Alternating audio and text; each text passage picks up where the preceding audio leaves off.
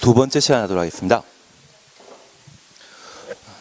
양가로 2번 보시게 되면 도시군 계획시설 등 찾으셨죠. 우선 1번 기반설입니다. 여기 기반설은 우리 생활에 꼭 필요한 필수시설을 기반시설이라 표현하게 됩니다. 50여 개의 기반시설을 7가지 시설군으로 묶어놨고 올해 시험에 나오게 될 텐데 시험에 나오게 되면 그냥 별표 일단 하나 해놓습니다. 별표 하나 해놓으시고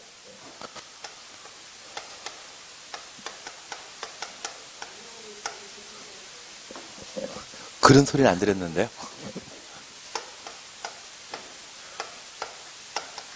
운삼 기칠이라고 해주십니다.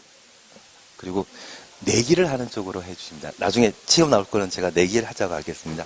그때 꼭 동참해 주십시오. 운삼 기칠이라고만 적어 놓습니다. 현재 기반시설과 관련되어서는 50여 개의 기반시설을 7개 시설군으로 구분하며 올해 개정된 사항으로 종전 교통시설에 해당되었던 운하와 운전학원,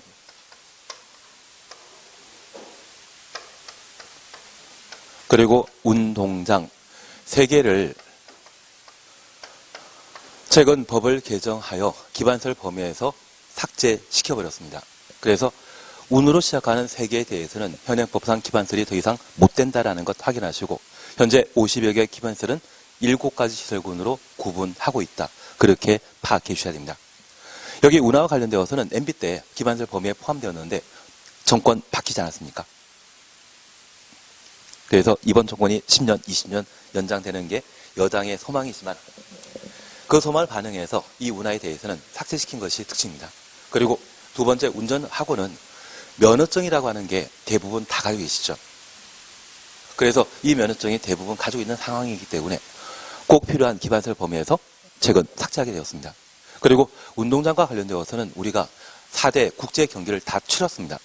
더 이상 국제 경기 할 필요 없다. 그 돈이 있으면 복지에 좀 더 투자하겠다. 그러한 것들이 이번 정권의 정책적 의지이고 그걸 표명한 것이 운자로 시작하는 3가지에 대해서는 기반시설 범위에서 삭제시킨 겁니다. 그래서 운자로 시작하는 이 3가지를 기반시설이라 설명하게 되면 그 자체가 잘못된 것으로 파악해 놓습니다. 그리고 두 번째입니다. 내가 출제위원이면 1번 교통시설과 관련된 기반시설을 시험에 내겠습니까? 6번, 7번 시험에 내겠습니까? 6, 7을. 그래서 통상적으로 이걸 시험에 낸다고 하면 1번부터 열심히 외우다가 한 4번 정도 되면 종류가 많아가지고 그때부터는 포기해버립니다. 그걸 알고 있는 출제위원들은 보통 밑에 걸 시험에 내더라고요.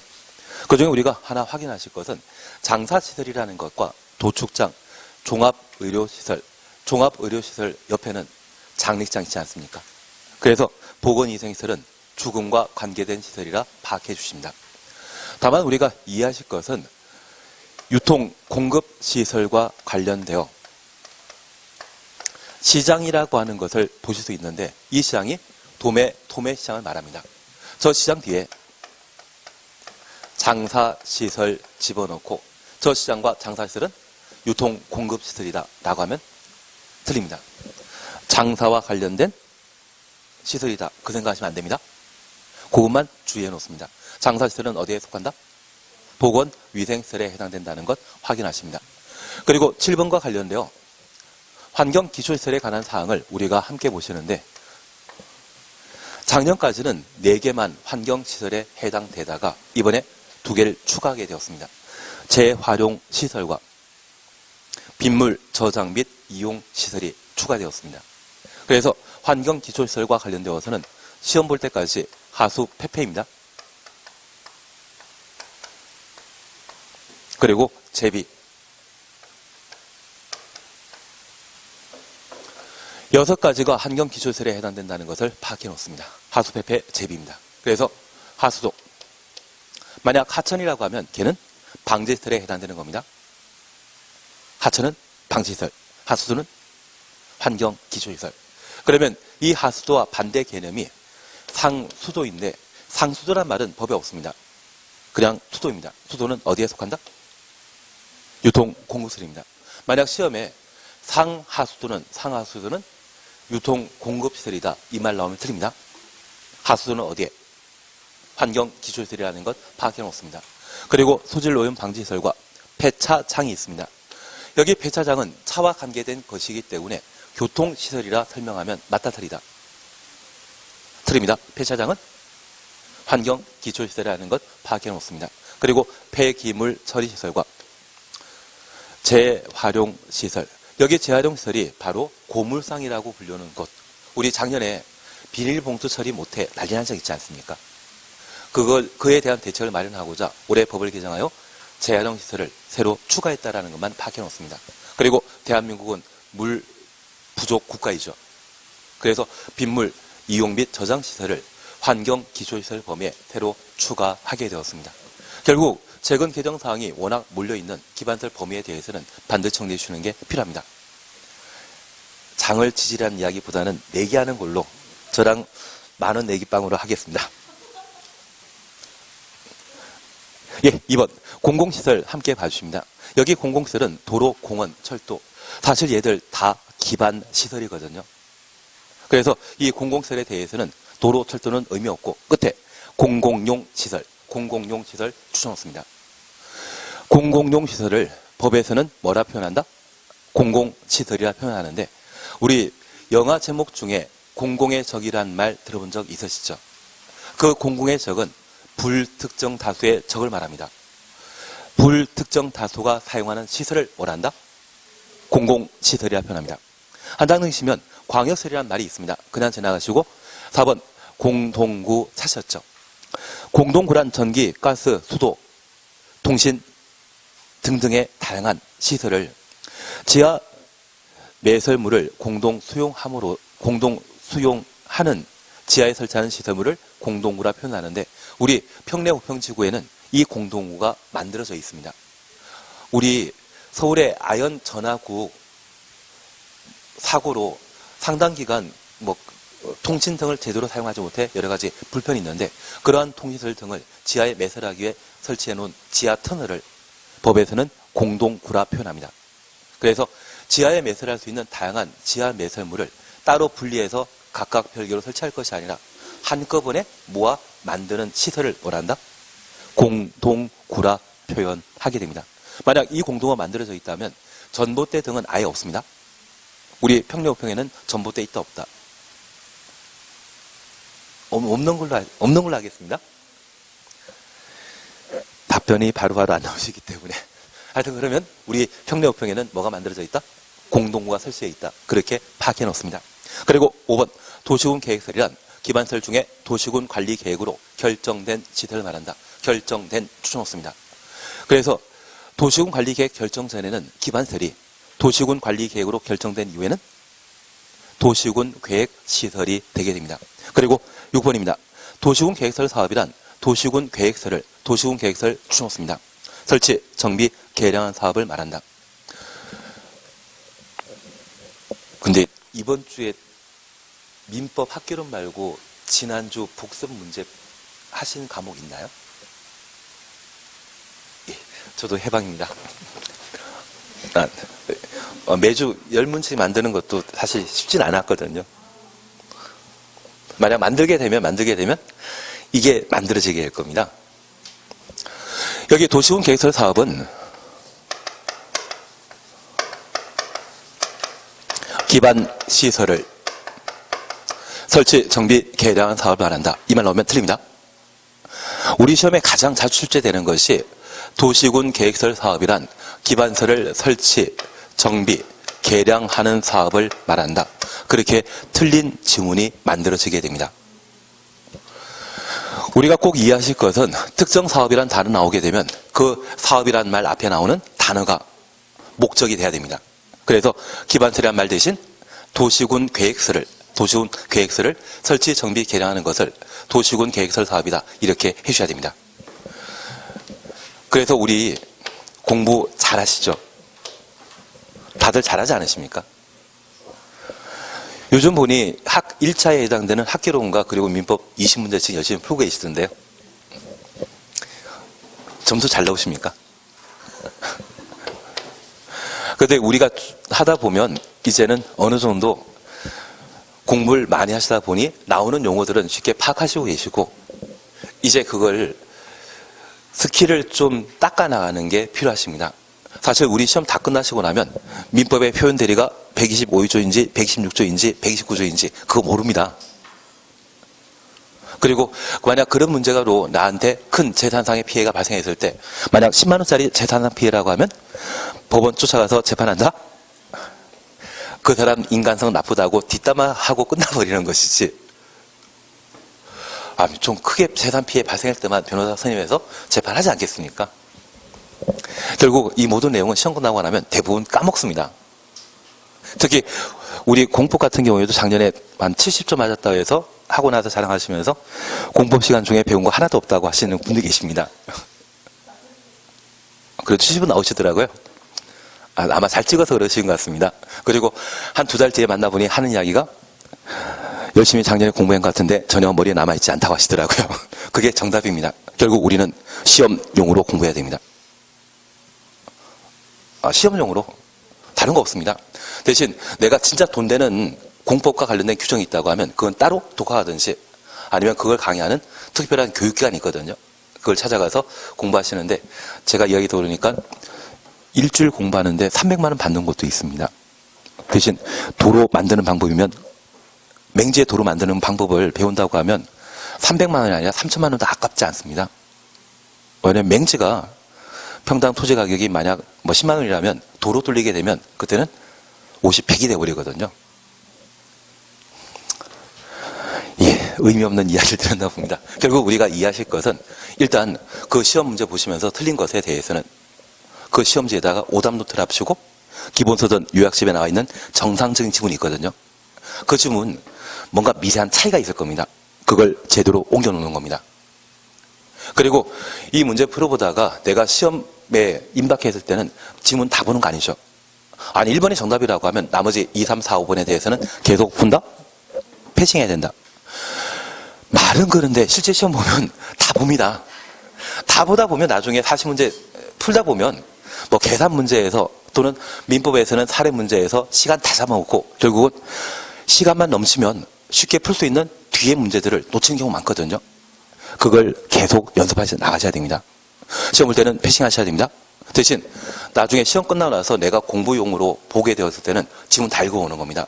그 지문 다 읽어보면서 내가 모르는 법률 용어 있다면 그 법률 용어 책에 찾아봐도 안 나옵니다. 대신 네이버 들어가시면 네이버 들어가시면 지식인 검색 있지 않습니까? 잘 설명되어 있습니다. 공부는 스스로 하는 것도 있습니다. 모든 내용을 수업에 다 한다고 하면 이 수업 시간이 2달이라고 하는 제한된 시간으로는 절대 해결되지 않습니다. 결국 내가 시험지에 나왔던 지문 중에 내가 모르는 단어 있다고 하면 그 네이버든 뭐든 뒤져가지고 설명하는 것들을 그 시험지에 옮겨놓습니다. 그리고 이게 한 5번, 6번 이상 되시게 된다고 하면 이제 이 틀렸던 지문 표시해 놨던 것들을 요약집에 지금 광역도시, 옆에 페이지 보시면 광역도시계획이라는 큰 목차 있지 않습니까?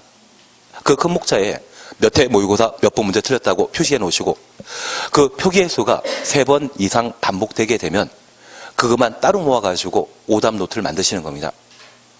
그래서 우선 제일 먼저 공부 잘하는 방법은 다른 거 없습니다. 시험지에 내가 틀린 지문, 정상적인 지문과 비교해서 뭐가 틀리다고 하면 그 부분만 원래 지문으로 바꿔놓는 것. 그리고 두 번째, 시험지에 나올 수 있는 용어라고 하면 아주 중요한 용어들이거든요. 그 용어를 내가 이해 못한다고 하면 네이버든 다음이든 들어가셔가지고 설명된 거를 옮겨 놓으시는 것. 그걸 몇 번 반복해 놓으시고 누적된 상태에서 어느 정도 양이 쌓였다 싶으시면 그때 노트를 정리 들어가는 겁니다. 지금 우리는 몇 월 달입니까? 5월 달입니다. 작심하면 한 달 또는 3일만이라도 공부하면 합격하지 않으십니까? 그게 아니라 작년에 1차 붙으신 분들한테 이야기하셨는데 작심하니까 한 달 만에, 한 달인가요? 보름인가요? 알겠습니다. 하여튼 작심하니까 금방 하시던데요. 그래서 그 과정에 기초 토대를 닦아놓기 위해서는 기본적인 것은 해주셔야 됩니다. 요구사항이 많죠. 하셔야 됩니다. 예, 그래서 도시군 계획설 사업과 관련되어서는 기반시설 설치 정비 개량한다. 이 말 나오면 틀리고, 도시군 계획서를 설치 정비 개량한다. 이 말 나왔을 때 옳은 지문이라는 것 확인하십니다. 그리고 7번 도시군 계획사업은 도시군 계획설 사업과 개발사업, 정비사업 세 가지를 통칭하여 도시군 계획사업이라 표현하게 되는데 얘는 작년에 출제되었습니다. 그래서 작년 공법 A형 40일 문제에 얘가 시험에 나왔는데 지금처럼 박스 쭉 놔두놓고 다음 중 도시군 계획사업으로 묶인 것, 짝지어진 것 찾아라 했습니다. 5번이 기억, 니은, 디귿 세 개 다 있었거든요. 작년에 시험에 나왔으면 올해 나온다, 안 나온다? 안 나온다. 너무 잘하십니다. 거의 출제위원급이십니다. 그리고 3번입니다. 지구 단위 계획이란 도시군 계획 수립 대상 지역, 도시군 계획 수립 대상 지역부터 가로 열어놓습니다. 일부까지 가로 닫아놓습니다. 일부 일부 추천놓습니다. 토지 이용을 합리화하기 위해 수립하는 도시군 관리 계획을 말한다. 그러면 우리가 첫 번째 이해하실 것이 있습니다. 이번에 왕숙지구는 지구 단위 계획 구역입니다. 그 지구 단위 계획 구역에 수립하는 행정계획을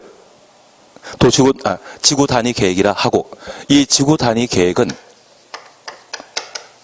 도시군 계획 수립 대상 지역의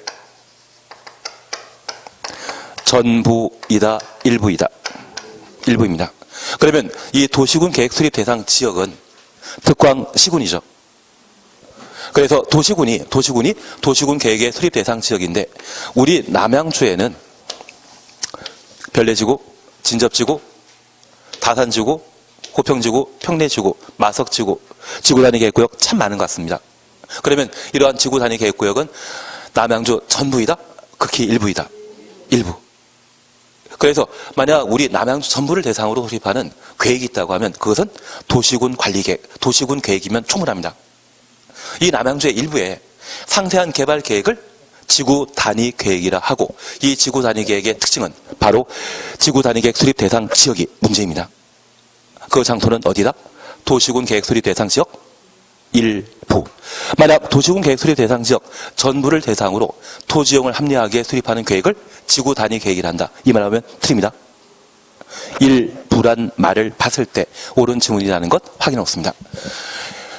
용어 정의와 관련된 사항들을 우리가 대충 끝내셨는데 얘를 이제 다시 반복해 보게 됩니다. 그러면 우리가 잠깐 파악하실 것은 지금 국토계획법에서는 출제된 12문제 중에 어떻게든 10문제는 잡아나가셔야 됩니다. 결국 국계법의 체계를 파악하실 필요 있는데, 저 국토계획법은 개발, 정비, 보전하기 위한 집행에 관한 법률입니다. 그래서 단순히 계획만 수립하는 것이 아니라 실제 GTX 만들고 도로 만들고 신도시 만들고 그런 개발 사업을 도모하기 위해 제정한 법이 무엇이다? 국토계획법입니다. 그런데 이런 집행과 관련되어서는 난개발 현상을 최대한 억제하는 게 필요하거든요. 저 난개발이라는 것은 다른 거 없습니다. 우리 남양주에 지금 인구 65만이 살고 있는데, 우리 65만 살고 있는 남양주에 공급되는 전기, 수도 공급량이 딱 65만 명분에 한정되어 있는데, 이번에 왕숙지구 개발하면서 20만 명을 더 살게 한다고 하면 추가되는 전기, 수도 공급이 불가능하다면 현재 공급되는 것을 85만, 100만이 나눠 써야 되거든요. 그래서 아마 단전, 단소가 빈번히 발생하게 되면 왕숙지구에 대한 개발 사업은 하면 된다, 안 된다? 안 됩니다. 그래서 가장 대표적인 것이 우리 남양주에는 현재 충분한 교통시설 없는데 불구하고 이런 왕숙지구의 개발 사업이 교통체증을 또는 서울로 접근할 수 있는 방법을 더 더디게 하지 않나, 그런 취지로 반대하는 분들도 계실 겁니다. 그건 어떤 개발이다? 난개발입니다. 결국 충분한 기반시설을 공급해 주는 게 필요하고, 쾌적한 주거환경이나 상업환경, 다양한 사회생활 활동을 하기 위한 쾌적한 환경을 조성해 주는 게 필요하며, 천마살이라는 자연 경관이나 또는 한강 경관을 훼손하는 개발 사업은 해서는 안 되겠죠. 그래서 이런 집행과 관련되어서는 기환경을 충분히 배려하도록 되어 있는 것이 저런 기환경을 고려한 개발 사업 하기 위해서는 그냥 개발한다, 계획 수립해서 개발한다. 계획 수립해서 개발하도록 되어 있습니다. 우리 시험 범위는 포함되지 않지만 국토종합계획을 국토교통부 장관이 2심 단위로 수립하게 됩니다. 내년에 새로 마련되거든요.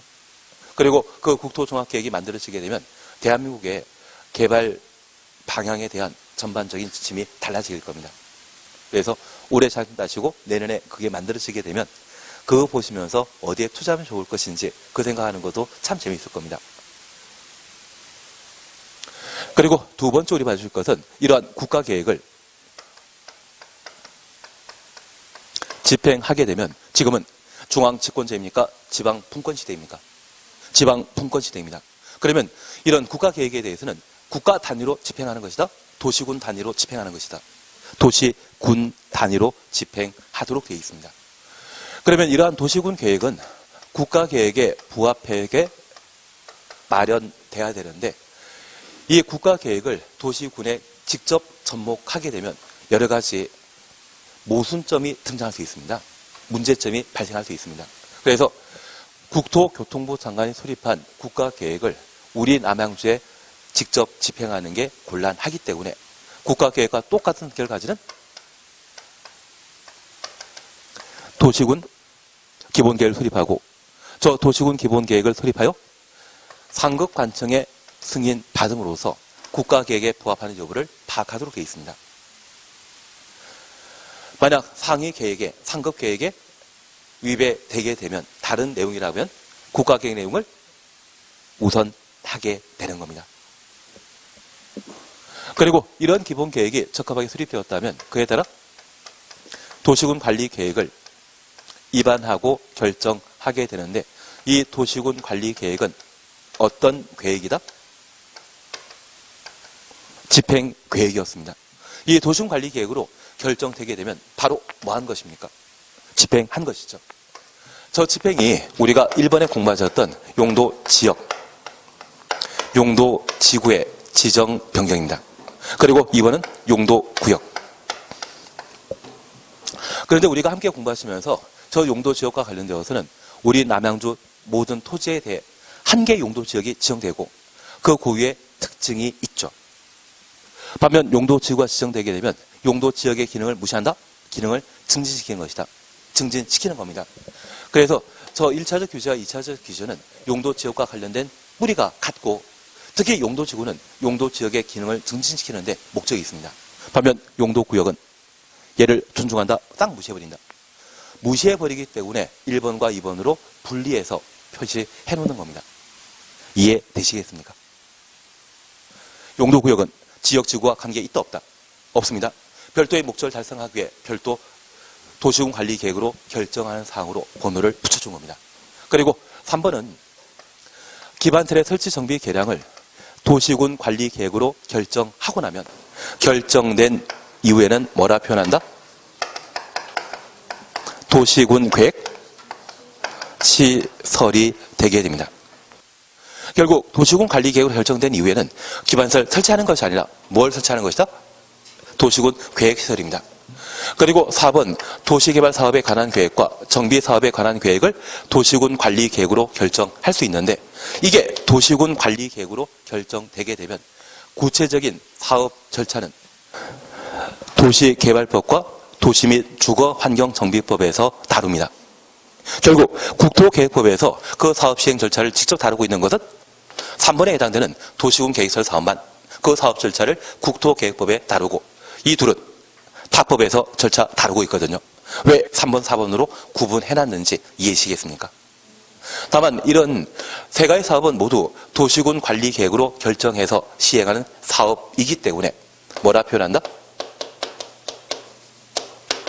도시군 계획? 세 가지는 통칭하면 도시군 계획 사업이 되게 됩니다. 다만 번호를 달리하고 있는 것은 개발 사업과 정비 사업에 대해서는 다른 법률에서 사업 절차를 다루기 때문에 번호를 달리한다 그런 의미로 받아주셔야 됩니다. 그리고 5번이 아파트 만들기 위한 지구 단위 계획 구역과 지구 단위 계획 수립을 도시군 관리 계획으로 결정할 수 있고 6번은 작년에 두 문제 출제되었기 때문에 올해 더 이상 시험 문제 나올 일 없을 겁니다. 그래서 이 6가지를 결정하면 그게 뭐다? 집행이 되는 겁니다. 그러면 우리가 지금 공부하고 있는 국토계획법은 집행에 관한 법률로서 특별히 저 기반설의 설치 중에 도시군 관리 계획으로 결정하여 시행하는 도시군 계획설 사업은 사익 사업이다, 공익 사업이다. 공익 사업입니다. 그러면 왕속 지역의 개발 사업이 이루어지지 않습니까? 그 왕속 지역의 도시 개발 사업은 공익 사업이다, 사익 사업이다. 공익 사업입니다. 근데 제가 야산 하나 사가지고, 쟤는 돈이 없으니까 야산 하나 사셔가지고 쭉 밀어버리고 전원주택단지라 해서 한 50호 정도의 전원주택단지를 만들게 되면, 그리고 대지 면적이 한 300평씩 한다고 하면 그것 15,000평 정도이거든요. 그걸 내가 직접 하게 되면 그것은 사익사업이다, 공익사업이다. 사익사업입니다. 그것도 개발사업이거든요. 그러면 이런 개발사업은 공익사업이 아니기 때문에 도시군 관리계획 결정 대상 아니죠. 그리고 두 번째입니다. 여기 도시군 계획설 사업 등은 규모 크다 작다? 규모 클 수밖에 없습니다. 그러면 이 공익사업에 반대되는 사익사업, 그리고 규모 작은 사업이 있다고 하면 얘도 뭔가 건물이 만들어지게 되는데, 이러한 건물은 도시군 관리계획 결정한 사업 아닐 겁니다. 이러한 행위를 우리는 특별히 개발행위라 하고, 이러한 개발행위가 바로 개발정비 보전에 해당되는 집행이 되게 됩니다. 그래서 나라에서 공적 주체가 개발행위 하는 것이 있고, 어떤 방법으로 도시군 계획사업 형태로 하는 것이 있고, 우리가 개발행위 하는 경우도 있죠. 그러한 것들은 도시군 관리계획 결정 대상 아닐 겁니다. 대신 이러한 개발행위로 내가 살 집을 하나 만들게 되는데, 그 집이 한두 개면 문제 없지만 그게 100개, 1000개, 10,000개가 되어버린다면 얘도 기후환경에 관한 문제 발생하죠. 새로운 전기, 수도 공급이 불가능한데 그 집이 1000개, 10,000개가 만들어지게 되면 여러 가지 문제 발생할 수 있지 않겠습니까? 이러면 이런 개발행위 허가 시에도 기환경을 고려해야 된다? 기환경 무시하고 그냥 허가 내준다. 기환경 고려해야 되지 않겠습니까? 그래서 국토계획법은 크게 두 가지 있습니다. 도시군 관리 계획을 결정하여 사업 시행하는 방법과 허가받아 시행하는 방법이 있습니다. 그래서 국토계획법은 두 가지 체계로 구성된다는 것 파악하시고, 두 번째, 우리 국토계획법의 시험 문제에 있어서는 광역도시계획과 도시군 기본계획은 최근 5년 사이에 문제 하나 나왔습니다. 도시군 관리계획, 그리고 도시군 관리계획으로 결정했던 저 집행에 관한 사항이 9문제 시험에 나오고, 개발행위 허가 파트와 관련되어서는 달랑 2문제 나오는데, 현재 도시군 관리계획은 저 집행을 위한 것을 입안권자인 행정청이 입안하면 결정권자인 행정청이 결정하도록 되어 있거든요. 그래서 도시군 관리계획의 관할 관청은 입안권자 아니면 결정권자 두 사람입니다. 그중에 입안권자가 할 수 있는 것은 딱 3가지입니다. 도시군 관리계획 효력이 발생하기 위해서는 지형 도면을 작성하고 이를 고시해야 되는데, 우리 국토계획법상 입안권자가 담당하고 있는 것은 지형도면 작성, 그리고 도시군 계획설 사업과 관련되어서는 재원 조달이 가능해야 됩니다. 그 재원 조달과 관련된 행정계획을 단계별 집행계획이라 표현하는데, 저 단계별 집행계획은 누가 수립한다? 느낌상 입안권자 앞에 있으면 얘가 하겠죠. 그리고 마지막으로 우리 남양주시에 도로나 학교를 만들 필요가 있다면 누가 만든다? 남양주 시장이 만들게 됩니다.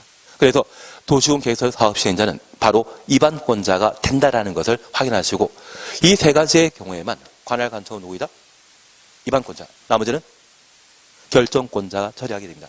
그래서 이 3가지 외에 갑자기 지형되면 고시하는 자, 고시라는 이야기 나오면 그때는 결정권자 처리할 일이고, 저 3가지만 누가 한다? 입안권자. 그리고 두 번째, 사익사업이고 규모 작은 건물 건축이 있다면 모두 무엇에 해당됩니까? 개발행위에 해당되게 되고, 저 개발행위와 관련된 관할 관청은 누구이다? 우리 국토계획법은 도시, 군 단위로 집행하도록 되어 있죠. 도시, 군을 책임지고 있는 자.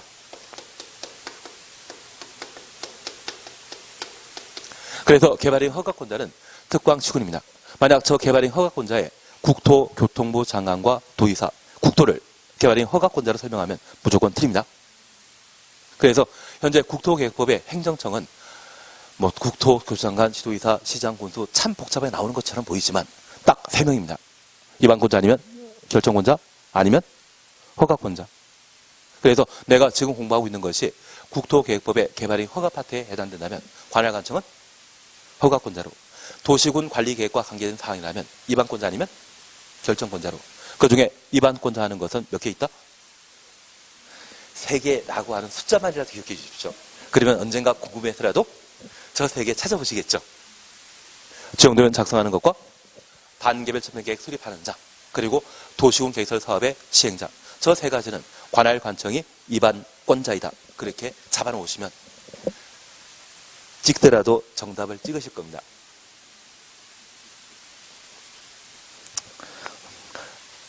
저거 하셔야 됩니다. 하여튼 국토계획법은 집행에 관한 법률이라는 것 기억하시고 저 집행을 도시군 관리계획으로 집행하는 것과 개발행 허가받아 집행하는 2가지가 존재한다.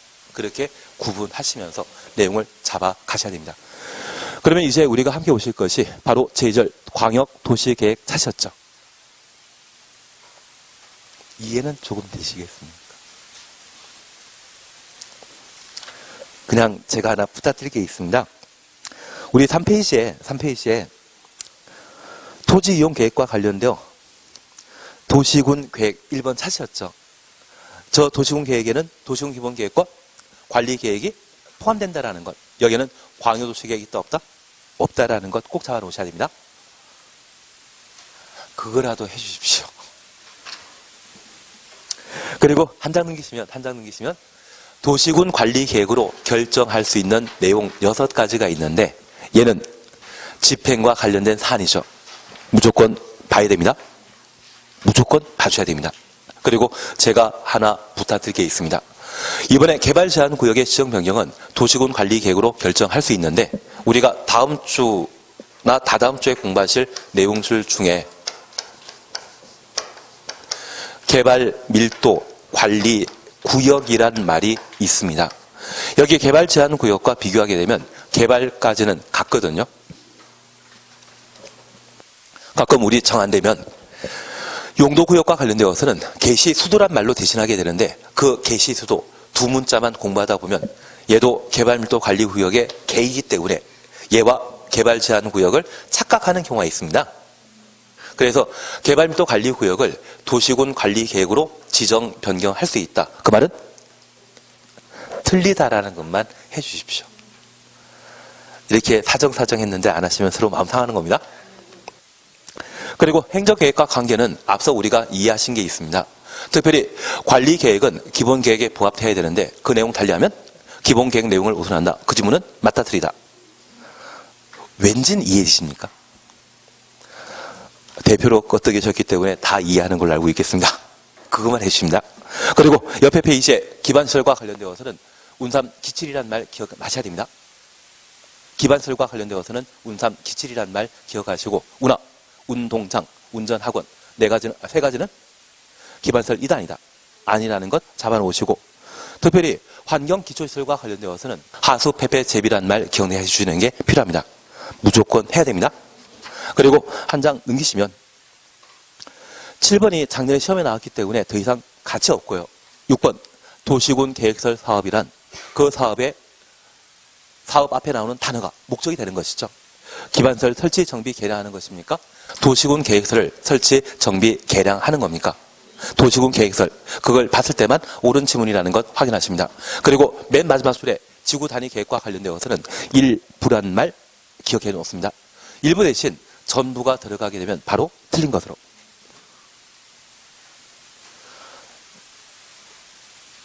이제 뭐 부탁하시겠죠. 알아서 해줍니다. 2절 광역도시계획 함께 보십니다. 우선 광역도시계획과 관련된 개념 잠깐 해보시니 광역도시계획이란 지정된 광역계획권의 장기 발전 방향을 제시하는 계획을 말한다. 구속력 있다 없다? 없습니다. 그리고 광역도시계획의 수립 대상은 어디입니까? 광역계획권이죠. 그리고 2번 광역계획권이라는 말 찾았습니다. 국토교통부 장관 또는 도의사, 국토교통부 장관 또는 도의사 가로 해놓습니다. 둘 이상의 특광 시군을 두 줄 밑에 광역계획권으로 지정할 수 있다. 1번 국토교통부 장관이라는 말 찾으셨고, 둘 이상의 시도 관할 구역에 광역계획권 지정하는 경우는 국토교통부 장관, 도의사 찾으셨죠. 도의 관할에 속하는 둘 이상의 시군에 광역계획권 지정하는 경우는 도의사가 광역계획권 지정할 수 있다. 절차 1번만 별표해 놓습니다. 동그라미 1번 국토교통부 장관 찾으셨죠. 장관이 광역계획권 지정하고자 한다면 시도의사, 시장, 군수의 의견 들은 후 중앙도시계획의 심의 거쳐 광역계획권을 지정할 수 있다. 1번만 표시해 놓습니다. 그리고 수립권자 별표 하나 해놓습니다. 1번 국토교통부 장관, 시도의사, 시장, 군수는 광역도시계획을 수립하여야 한다. 수립하여야 한다. 추천했습니다. 한 장 넘기십니다. 1번, 2번 묶어 놓으시는데 1번, 2번은 원칙이라 해놓습니다. 그리고 3번, 4번 동그라미 이연의 예외와 관련되어 1, 2, 3이 있는데 원칙의 바로 밑에 있는 3번부터 예외 3번까지 묶어 놓습니다. 얘가 예외입니다.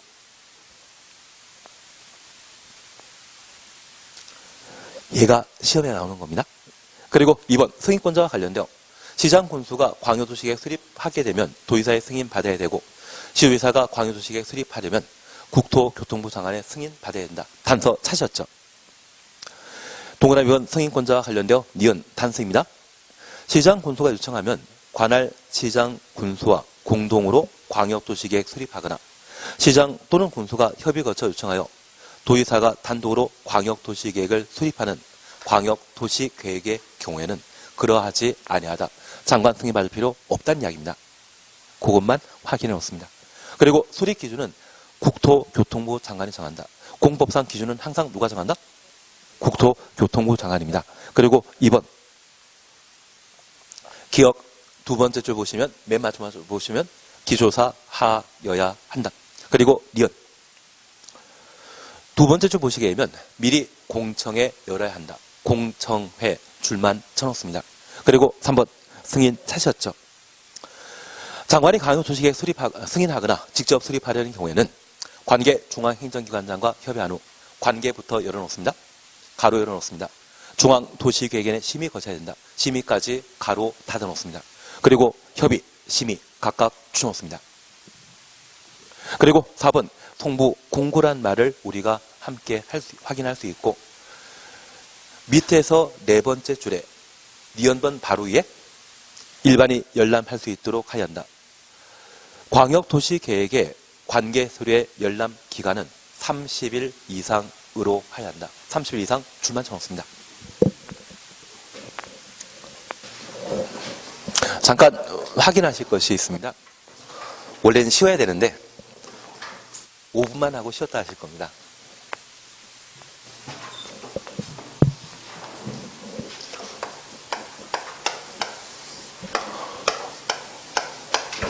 광역도시계획은 지정된 광역계획권의 장기 발전 방향을 제시하는 행정계획을 광역도시계획이라 하고, 이러한 광역도시계획을 수립하는 주된 목적은 광역시설의 설치에 있습니다. 사실 우리 국토계획법은 집행에 관한 법률로서 도시, 군 단위로 개발, 정비, 보전하도록 되어 있는데, 우리 남양주의 성장 발전은 남양주 혼자만으로는 성장 발전할 수 없습니다. 그래서 이번에 이 남양주가 하남시와 연결되게 되는 수석대교를 국토교통부 장관이 왕숙지구 개발 발표하시면서 만들어 주신다는데, 하남 시민들은 절대 반대하더라고요. 이게 만들어주고 차량이 많아지게 된다고 하면 하남시의 교통체증이 심각해질 것으로 우려하여 절대 반대한다고 합니다. 그러면 이 수석대교는 남양주에 만들어지는 것입니까? 둘 이상의 특광 시군에 걸쳐 만들어지는 겁니까? 둘 이상의 특광시군에 걸쳐 만들어지게 되는데, 이걸 만들어야만 남양주 승전파산이 나는데 다른 지역 주민이 반대할 수 있죠. 그러면 원래 만들 수 있다 없다? 없습니다. 대신 이 문제를 해결하기 위해 두 도시를 광역계획권을 지정하고 두 도시를 책임지고 있는 자가 공동으로 광역도시계획 수립하도록 되어 있는데, 수립이 어렵다고 하면 상급관청이 여기부터 여기까지 다리 만드는 게 좋아 결정하면 그대로 만들어지는 것이죠. 그래서 원래 도시군 기본계획 하나만으로 모든 문제를 해결해야 되는데, 기본 계획만으로 해결하지 못한다고 하면 그때 필요한 것이 광역도시계획이 되게 됩니다. 취지는 조금 이해하시겠습니까? 그러면 이 광역도시계획은 광역시설의 체계적인 정비를 목적으로 수립하는 행정계획이라는 것 기억하시고, 구속력 있다 없다? 구속력은 없습니다. 대신 이 광역도시계획의 효력이 발생하기 위해서는 도시군관리계획으로 결정해야만, 광역시설은 기반시설과 같은 것이거든요. 이 광역이라는 것은 넓어서 광역입니까? 둘 이상의 특광시군입니까? 둘 이상의 특광시군. 둘 이상의 특광시군에 설치하는 기반시설이 그게 광역시설이고요. 그 기반시설의 설치를 도시군 관리계획으로 결정하게 되면 그때부터 뭡니까? 도시군 계획시설이 되게 됩니다. 도시군 계획시설이 되게 되면 그때는 만드는 것이죠. 그 전에 어디에 만드는 게 좋은지 그걸 강구하기 위해 수립하는 계획을 광역도시계획이라 표현하게 됩니다.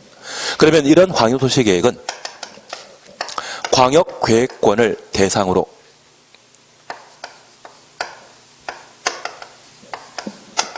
광역도시계획을 수립하게 되는데, 이러한 광역계획권은 국도만 지정할 수 있습니다. 만약 시험에 광역도시계획은 서울특별시장이, 인천광역시장이 광역계획권 지정할 수 있다, 이 말 나오면 틀립니다. 그러면 하나 이해하실 것이 있습니다. 서울에는 강남구와 송파구라고 하는 구가 있는데, 저 강남구와 송파구를 연결하는 새로운 도로, 지하철 연결하고자 한다고 하면 이 강남구와 송파구를 광역계획권으로 지정할 수 있다?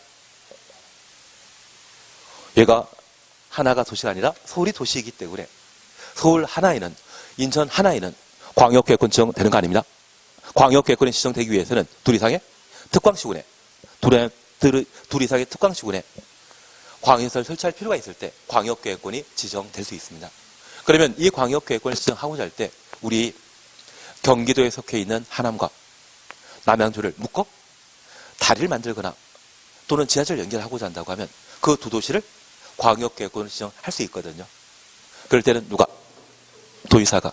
그래서 도에 관할 구역, 동일한 도에 속해 있는 둘 이상의 시군에 걸쳐 광역계획권의 지정이 필요하면 누가?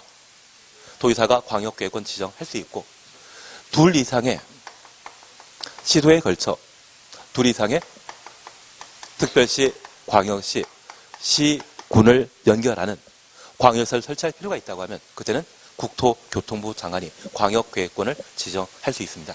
이번에 수석대교는 장관께서 발표해 주시더라고요. 각오하고 꼭 만들어주겠다는 의지시죠. 대신 폭만 넓어지면 괜찮지 않겠습니까? 그래서 통상 장관이 광역계획권 지정하는 것은 어디에 걸쳐 있을 때? 둘 이상의 시도에 걸쳐 광역계획권의 지정이 필요하면 국토교통부 장관이 광역계획권을 지정할 수 있습니다. 만약 시험에 광역시장이 광역계획권 지정할 수 있다? 제발 틀리다고 해주십시오. 광역계획권 지정할 수 있는 자는 누구? 국도만. 지방도가 아니라 국도입니다. 그리고 시험에 만약 지도이사가 광역계획권 지정할 수 있다? 자신 없으십니까? 국도만. 지도지사의 시장은 특별시장, 광역시장이지 않습니까?